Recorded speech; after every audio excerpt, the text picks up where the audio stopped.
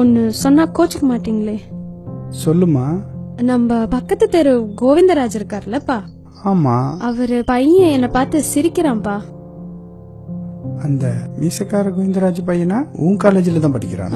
ஆமாப்பா. அவன் உன்னை விட பெரிய பையன் இல்ல? அவன் என்னோட சீனியர் தான்ப்பா. முதல்ல அந்த பையன் நல்லா தான்ப்பா பேசிட்டு இருந்தான். ஒரு 4 நாளைக்கு முன்னாடி வந்துட்டு நீ எனக்கு ஸ்பெஷல் ஃப்ரெண்டு அப்படின்னு சொன்னான்ப்பா. இது தப்பாப்பா? அதுக்கு நீ என்னமா சொன்ன? முதல்ல ஷட் அப்னு சொல்லிட்டேன்ப்பா. ஆனாலும் அவனை பார்க்கும்போதெல்லாம் திரும்ப திரும்ப பேசணும்னு தோணுதுப்பா. தப்பாப்பா? இதுக்கு என்ன பண்றது? இது சரியா தப்பா அப்படின்னு புரிஞ்சிக்க முடியாத ஒரு மனநிலையில அவ இருக்காங்கிறத நான் புரிஞ்சுக்கிட்டு அவ கூட அமைதியா நடந்தேன். வெளியே இருக்கிறதையும் மறந்துட்டு என் 2 கையை பிடிச்சுக்கிட்டு அழுதா.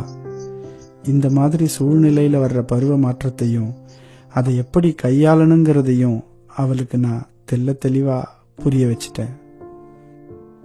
நீ 1ஆம் கிளாஸ் படிக்கும்போது உன்னை ஸ்கூல்ல விட்டுட்டு வருவேன்.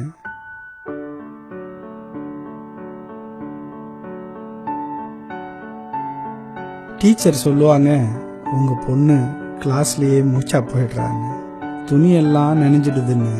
இந்த வயசு குழந்தைங்களுக்கு இயற்கை உபாதைய அடக்க தெரியாது, அது இயற்கையோட வெளியேற்றம். ஆனா அதுக்கப்புறம் 6ஆம் கிளாஸ் 7ஆம் கிளாஸ் வரும்போது எப்படா இன்டர்வல் வரும்னு வெயிட் பண்ணி அதே இயற்கை உபாதைய நீ அடக்கி வச்சு இன்டர்வல் டைம்ல தான் போன. இப்போ நீ கிளாஸ்ல இருக்கும்போது பாத்ரூம் வந்ததுன்னு வச்சுக்கோ, கிளாஸ்லயே போயிடுவியா? அப்போ இந்த டைம்ல தான் இந்த இயற்கை உபாதையை வெளியேற்றணும்னு இன்டர்வல் வரைக்கும் வெயிட் பண்ணி போற இல்லையா? அது மாதிரி தாமா இந்த பையன் பத்தினும் உணர்ச்சியும். படிக்கிற காலத்துல இத இப்ப தவிர்க்கணும்னு தெரிஞ்சுக்கிட்டா அதற்கான வயசும் பருவமும் வரும்போது அது பாட்டுல அது தானா நடக்கும்.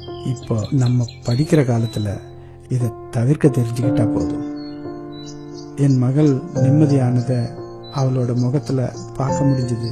பருவ மாற்றங்கள் ஏற்படும் போது உணர்ச்சி வயப்பட்ட நிலையில இருப்போம். அப்போ படிப்பை தவிர வேறெந்த பெரிய முடிவையும் எடுக்க கூடாதுன்னு அவ மனசு புரிஞ்சுக்கிட்டத என்னால உணர முடிஞ்சது.